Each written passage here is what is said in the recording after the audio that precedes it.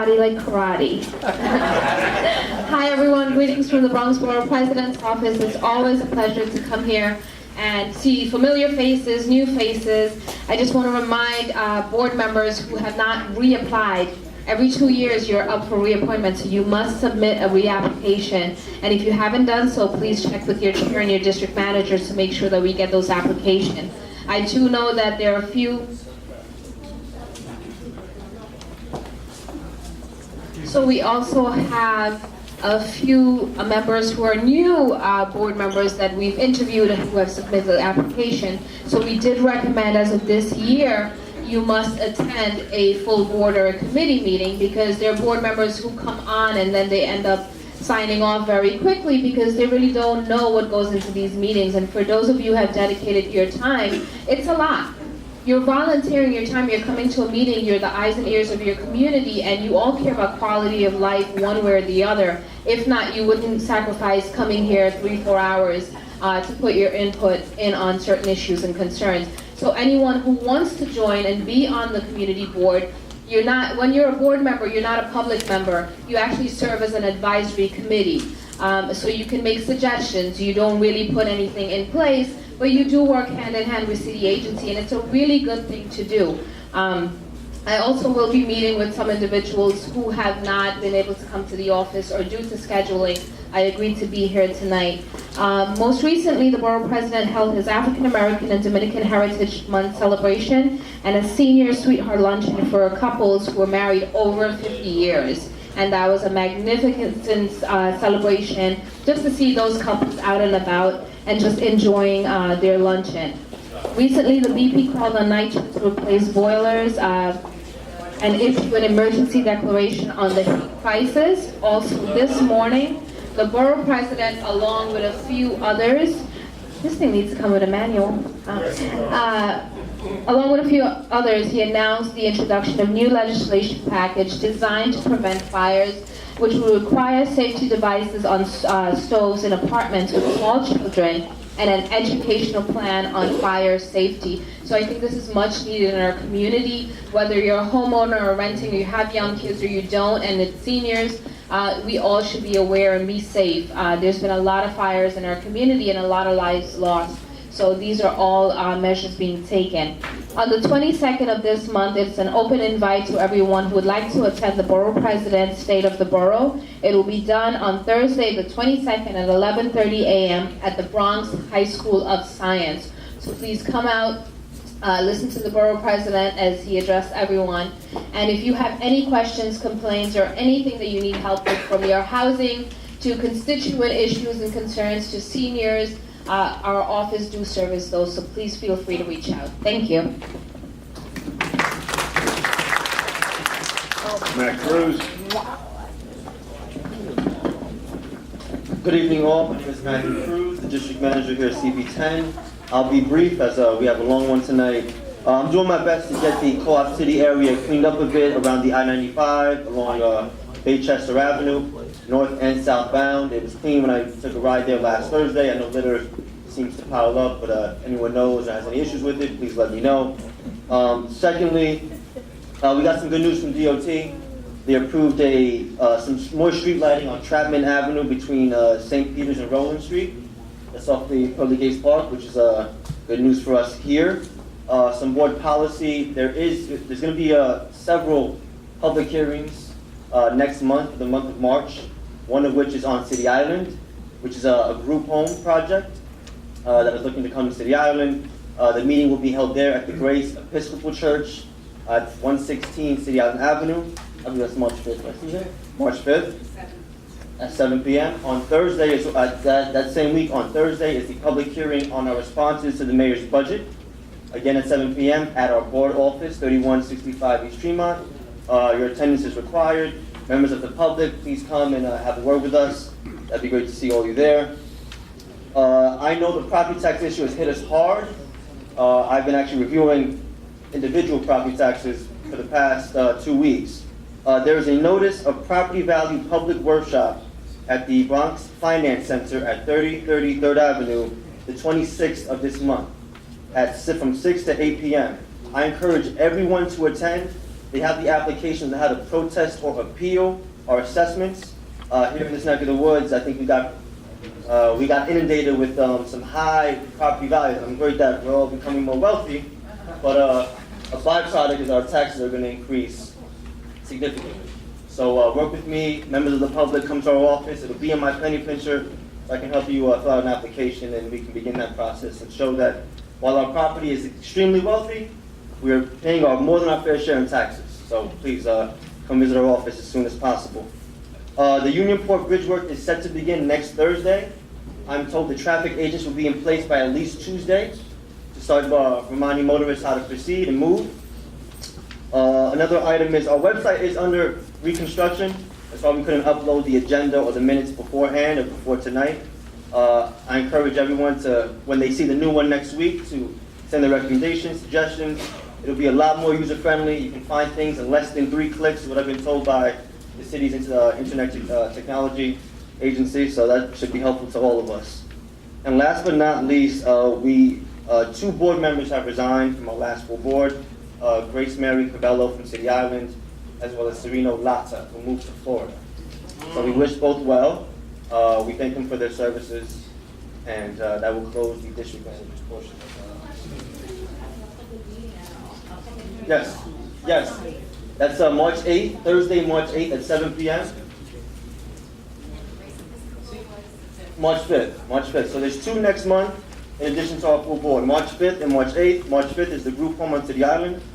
March 8th is the response to the mayor's budget that we have to have a public hearing on as well. Also at 7 p.m., but that one on March 8th is on our public hearing. At our office, excuse me. And, yeah, absolutely. They're mandatory for your attendance, yes. And the DOF? That would be the 26th of this month, from 6 to 8 p.m. at 3030 3rd Avenue. Just a ways away from here. Both are mandatory or creative? All public hearings are mandatory for you guys. I'm sorry. Wasn't my rules.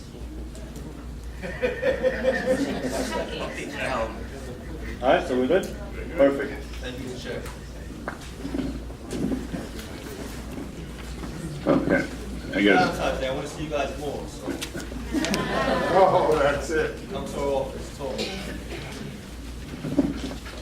so February 5th, we had executive board meeting. There was no action taken.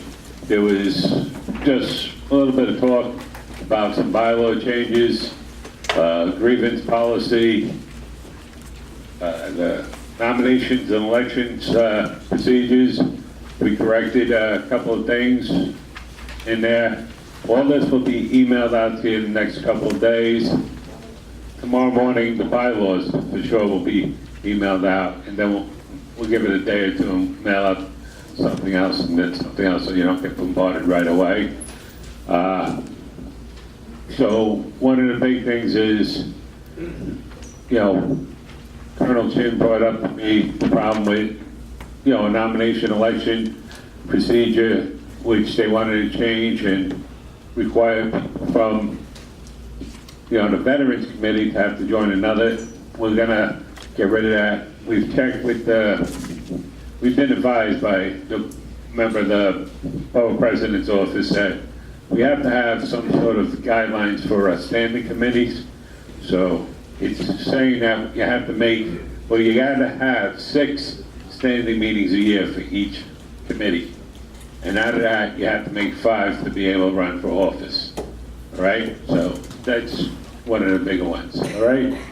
The grievance nominations. Oh, and then we made up a little guideline for standing chairs for their committees. So nothing big. That was it. But it was just a round table talk. All right? I'm done with my report. I think, Julian, you're up. Thank you very much. Thank you, Peter. Can everybody hear? Yes, Julian. Okay, the Planning and Budget Committee met on Monday, February 12th. And I just report to you that we again had 100% attendance. Yay! I don't know why we keep getting 100% attendance. It's just the charm of the Planning and Budget Committee. No. In any event, the first item was the capital expense budget, which we received back from the mayor's office. And I read a notice from the mayor's office, and the notice said, although a public hearing is not charter mandated for this exercise, many boards choose to hold one. And the Planning and Budget Committee are such masochists that they all voted to hold another public hearing rather than pass over. So it was unanimous, right? Okay.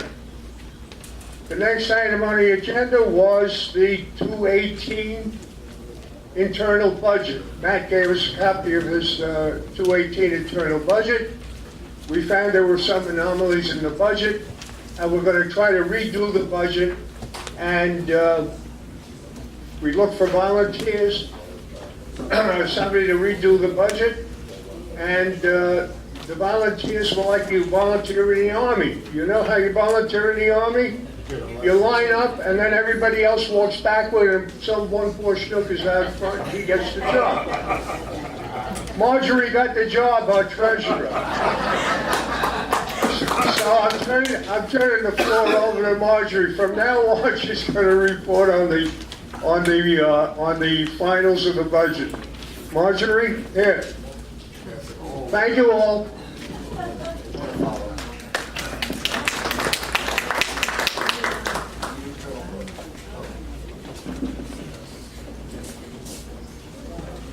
All right, this is good enough?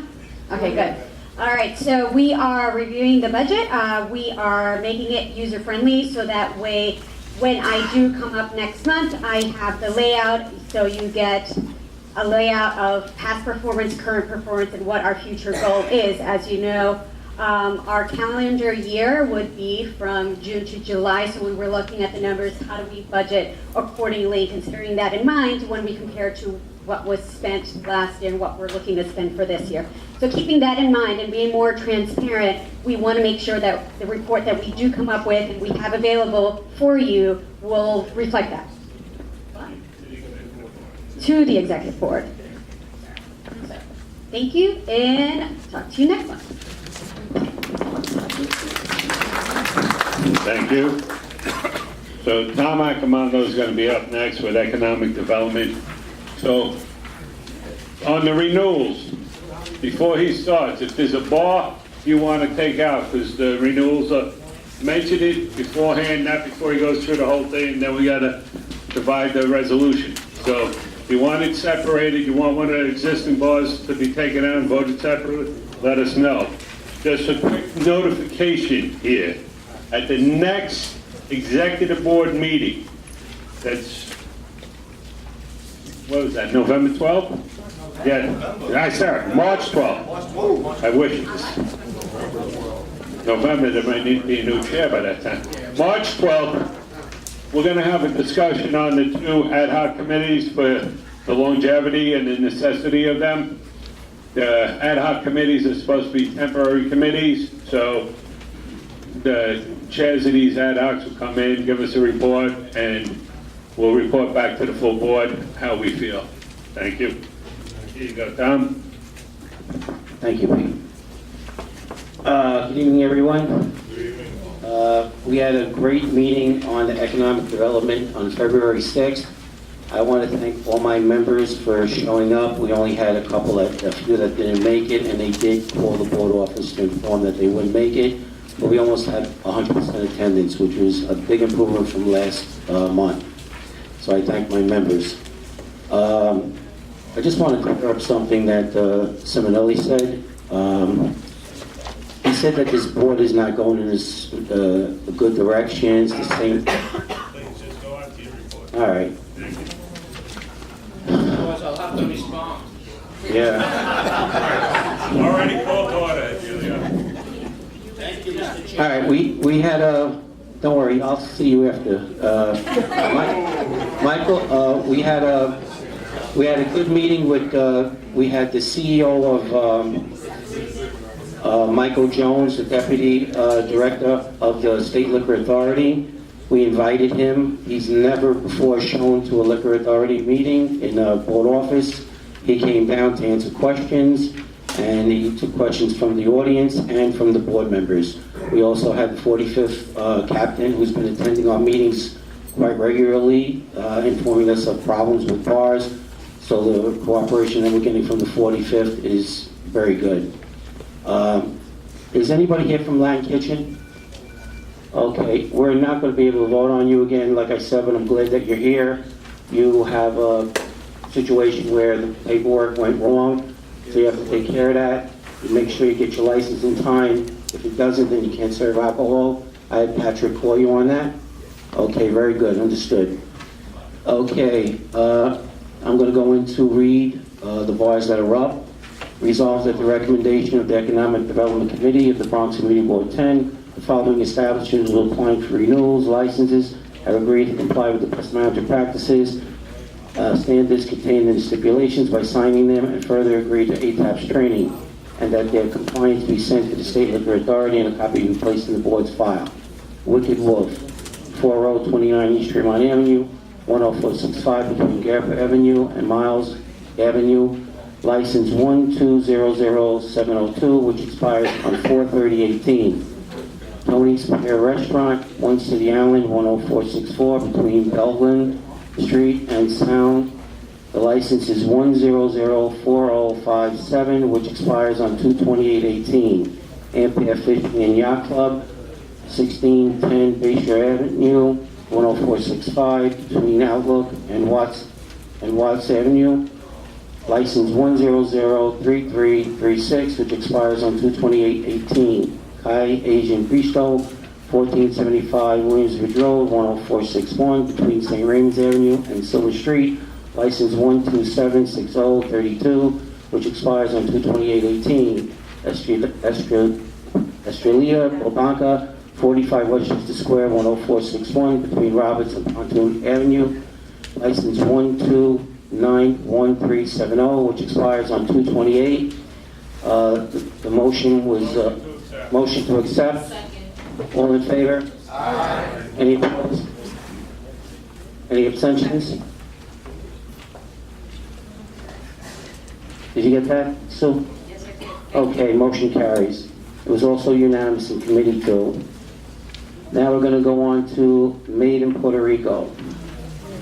Resolved that the recommendations of the Economic Community Board 10 and the following establishment apply for a new license has been agreed to comply with the best management practices, standards, and stipulations by signing them, and further agreed to attend ATAP's training, and that their compliance be sent to the State Liquor Authority and a copy be placed in the board's file.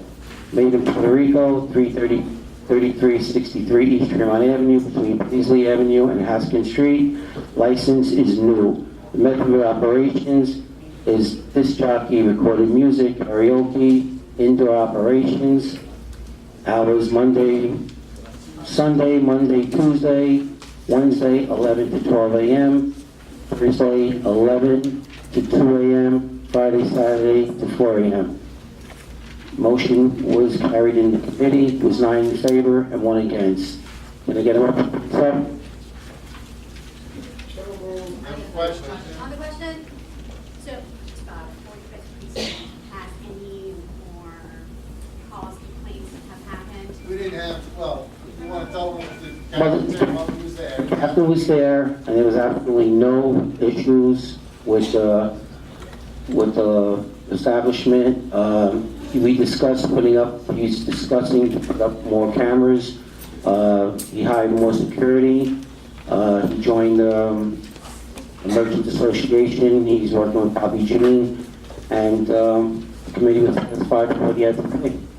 Now, this is a new owner, Yeah, it's no longer. and, you know, not much we can say other than that. I mean, they are working with the 4-5.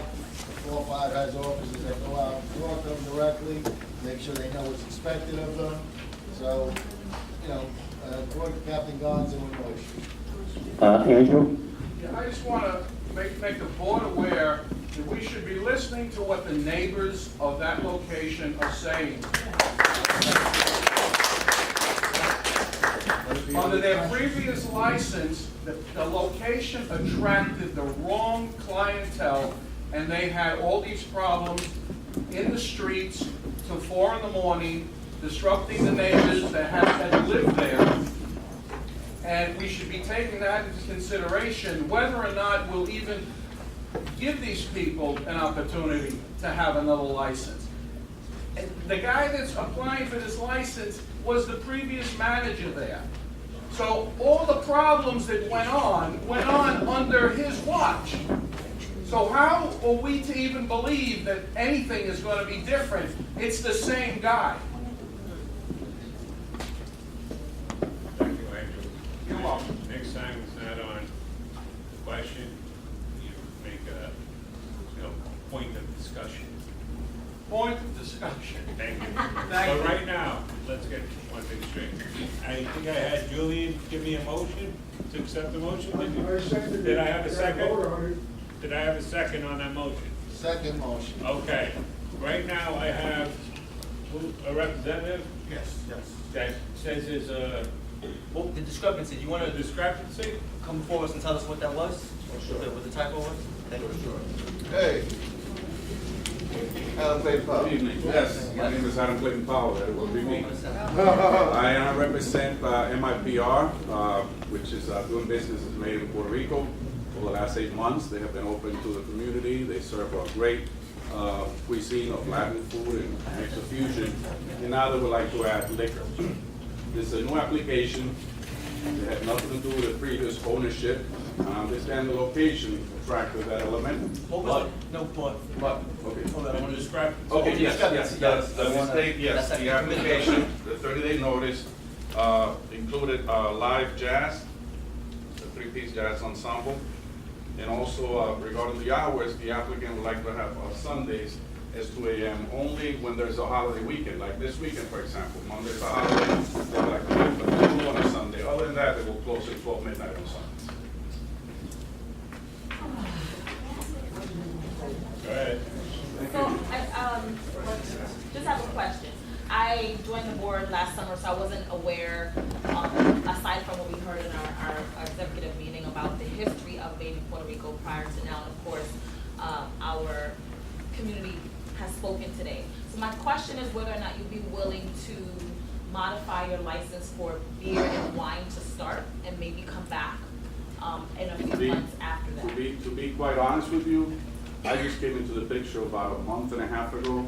I had never even been to Made in Puerto Rico. I used to go when it was the steakhouse, 336 Steakhouse, and then it became 787. I went once for the grand opening. So I don't know the previous history, but to be honest with you, beer and wine, full liquor, does make a difference if you have the right method of operation and the right type of control. The reason I asked that question is that there just seemed to be an air around this restaurant. Because apparently there were a lot of issues going back a year.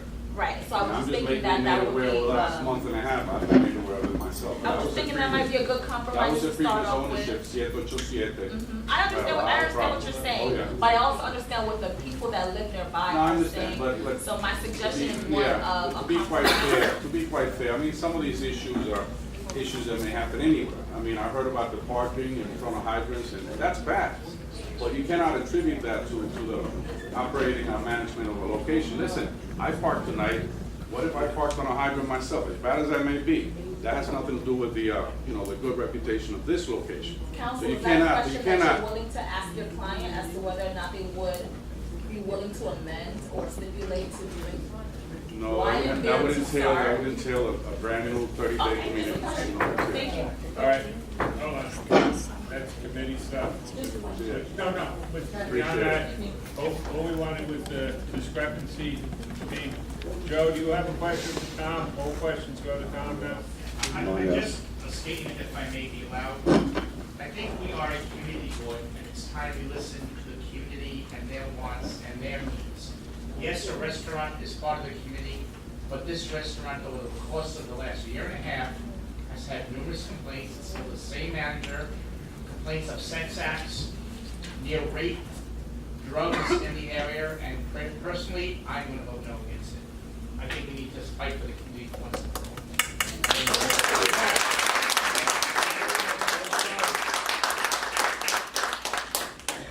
Yes, May I sir. quickly and briefly? Yes, the new applicant, the new owner was the manager. He was also a bartender, many other jobs. And he, of all people, knows the problems. He used to tell the previous ownership, but again, you know, the owner has the last say. Okay, anyone else? Please do a vote. Wait, Tom, I read that something. Is it the down? Okay, yeah. Let's move to a vote, please. Tom, what was the committee vote on this? The committee vote was 9 in favor, 1 against. None against? 1 against. 1 against? 9 for and 1 against. Right. Tom? Yes. All right, can I call for a Can I vote? say one thing, ask one question? Yes. Sorry, but it's important. I know at the committee meeting, the owners were asked to, as they usually are, to go to the neighborhood. They did. And they brought it to Matt. I thought it was 2 people. Oh, so they brought it now. They brought it, they gave it to Matt. They complied with that. I checked with Matt. What happened was, we asked new licenses to do a petition, to go around to the neighbors and everything, but there was a little bit of problem. Some neighbors weren't home when they were doing whatever, so they provided proof of mailing that they mailed it to all the neighbors, so we do have it, they provided it with us. Okay. Mr. Chairman, he never received one. Excuse me. No, he never received it. Virgilio, you know the rules. Why are you standing up and doing Oh, it? well, I'm telling you, the gentleman here I'm lives saying I there. got proof of mailing it. Well, check his address. What address is it? 2920. Ask me. 2920, he's right around the corner. David. They received it.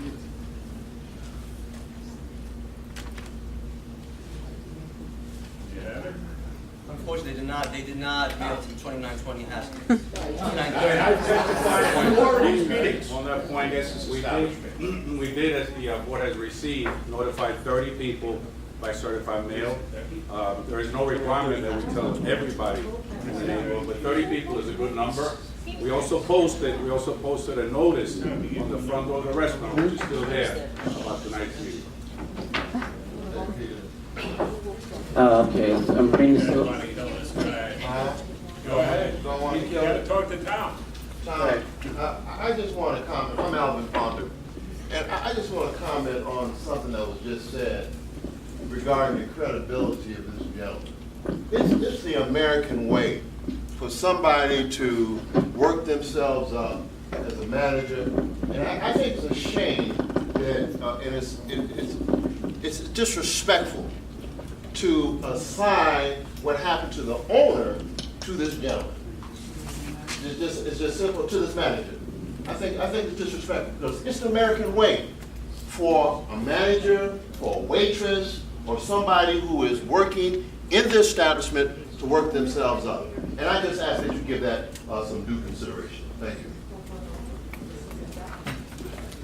Resolved at the recommendation of the Economic Committee of the Bronx Committee Part 10, the following establishment apply for a new license as applied West Miami practice law standards contained in this regulation, signing them, and to agree to ATAP's training, and that their compliance be sent to Lake State Liquor Authority and a copy be placed in the board's file.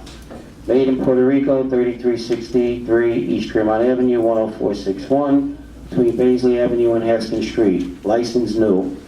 Can I get a motion to accept? Got the motion to accept. Go right to the vote. Okay. All in favor? Hold on, we're gonna go to roll call. Hannah Akampora. No.